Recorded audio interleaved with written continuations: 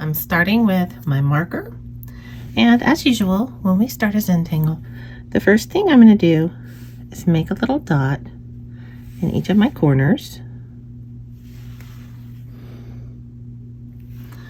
So I have dots in my four corners, and then I'm going to connect them, and I'll make a frame around my paper. It doesn't have to be perfectly straight.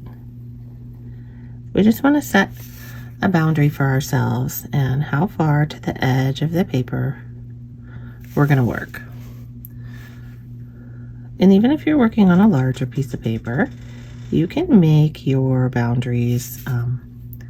This, I guess, is what, about maybe 3 or 4 square inches. So about 1, 2, 3 or 4 inches on each side. And then we'll get started with our pattern. So the first thing we're going to do with Squill is we're going to make a double diagonal X. So we're going to go, I'm not starting from the corner, I'm starting a little further over. And I'm going to go down to a little further over there. So you can see I'm not exactly at the corner, I'm a little bit above it. Then I'm going to do that and I'm going to go a little bit below it. So we're just making a big X, but we're staying a little bit above and a little bit below that corner. So we'll do the same thing over here. And when we get to this line, we're going to pick up. And then we'll come down to this one. You can see how mine's a little curvy. That's all right. In this particular design, it doesn't matter at all. So I'm going to come over here, pick up when I get to that one, and come just to the other side of that corner. So now we have this X. I guess really it's this direction. That's how I started. Now we're going to do kind of a little plus sign, and we're going to do the same thing. So I'm going to come down to here, and we pick up when we get to somewhere that we've already made a mark. So it's like that one is behind. And then I'm going to do another one here. So it's like you go all the way across, but you pick up where you already have some lines. So same thing all the way across. There we go. So now we have this X and this plus. And in each of these, around each of the X, so not the plus, just the X, I'm going to make this arch shape. So it's just a little arch.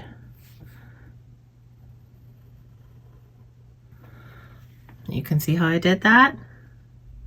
Great. And then I'm going to echo that arch shape also.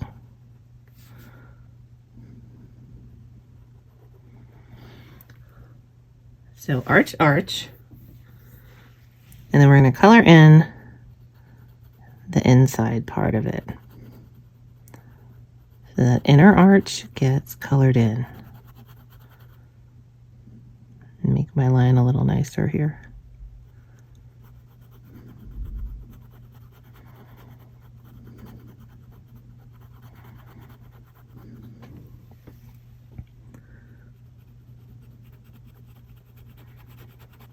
There we go.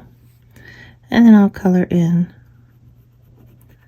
the inner arch over here. And we are going to do this to each arm of the X.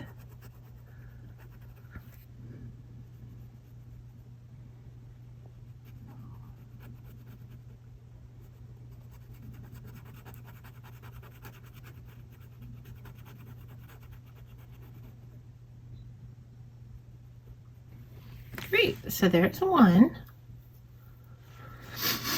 And I'm going to turn my paper because that's a little easier for me. So I'm going to make that arch here. And then make the little echo of it. And I'm going to color in the inside.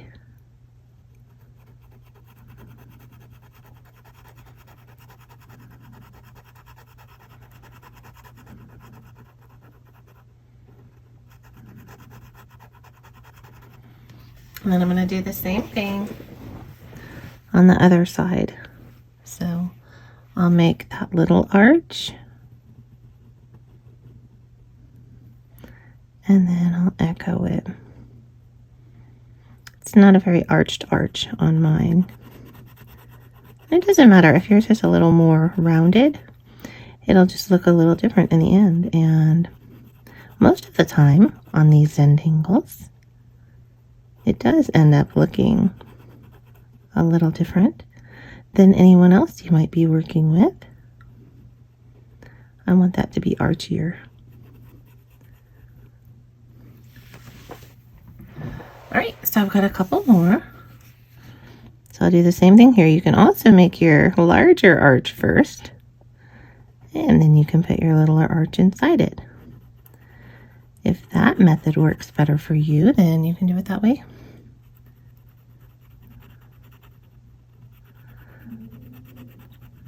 There's always so many different ways to get to the same end result with these.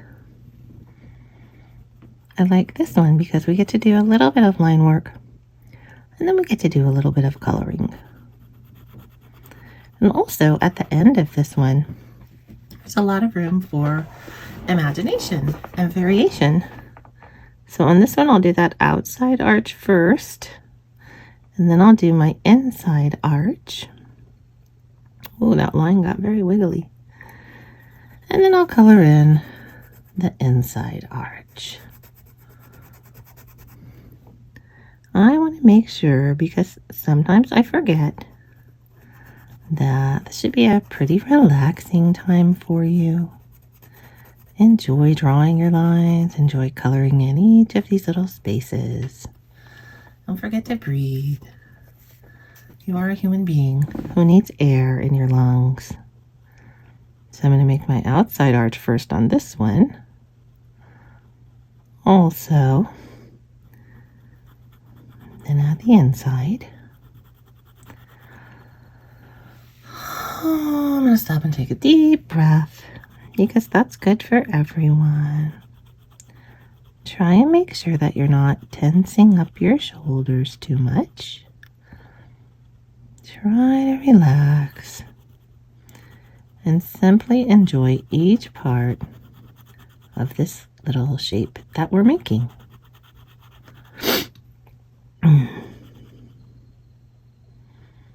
Get in there in that tiny section.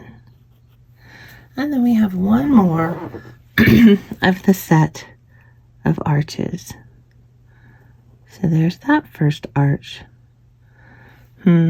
Maybe that's not quite big enough. This is going to be the outside arch. And you can see all my arches are, they're a little bit different. I don't think that's going to make a huge difference in my end drawing.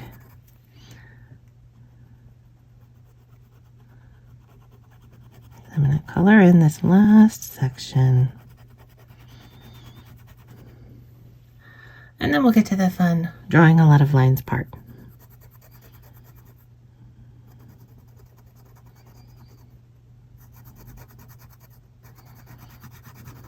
All right, so now we're back to the beginning. And you can see that mine's not perfect, so yours doesn't have to be perfect either. We are all just doing this for the first time. So now let's start like on this one. So we're going to come from the edge and make a little line that sort of echoes that one till we get to the center. Then we're going to start at this line and go up. And we're going to come back to this line, echo this one, and come here and do this, and it creates this interesting little weavy pattern.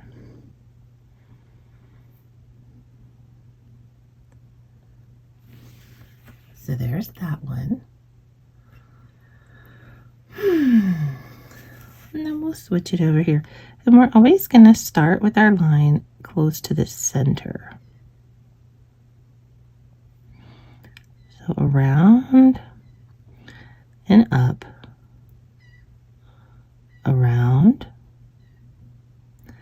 and up, around and up. However many you feel like you have space for. So remember, we're going to go around first. So I'm going to go around, and then I'll go up from that one, and around, and up, and around, and up, and I have a tiny space for around. All right, so we're going to start around,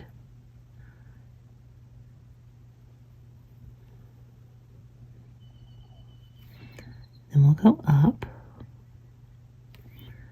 and around and up and around and up. So you can see how that's creating a really interesting pattern, right? Okay, so let's keep going. So I'm going to go around and up and around and up, around, up, and around. I've got a few more left. So I'm going to go around and up, around and up, around, up, and around. All right, this is our last little square. So I'm going to start by going around,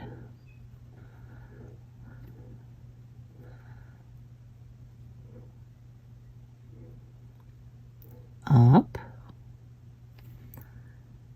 around, up, around, up, and around. Last one. So we're going to go around and up,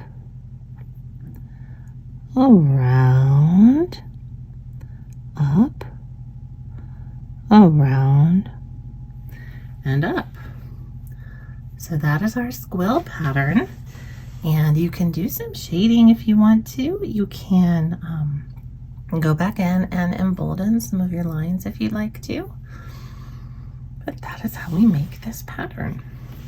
So I'm going to go ahead and, oh, it looks like I've smeared a little bit here. Oh well.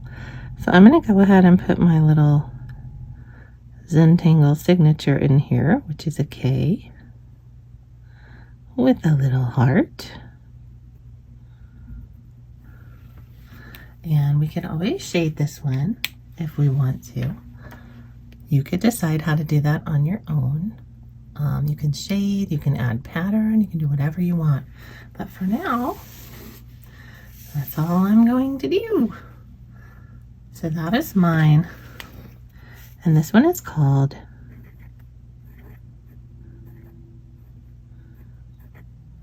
Squill.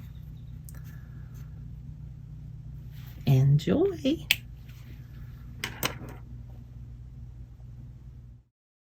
I couldn't resist adding a little bit of pattern and a little bit of shading to the edges of this one. This is a completely optional step, but I'm using a pencil, and then I'm going to use a blending stick to sort of just buff that out and make it look more like a shadow than pencil.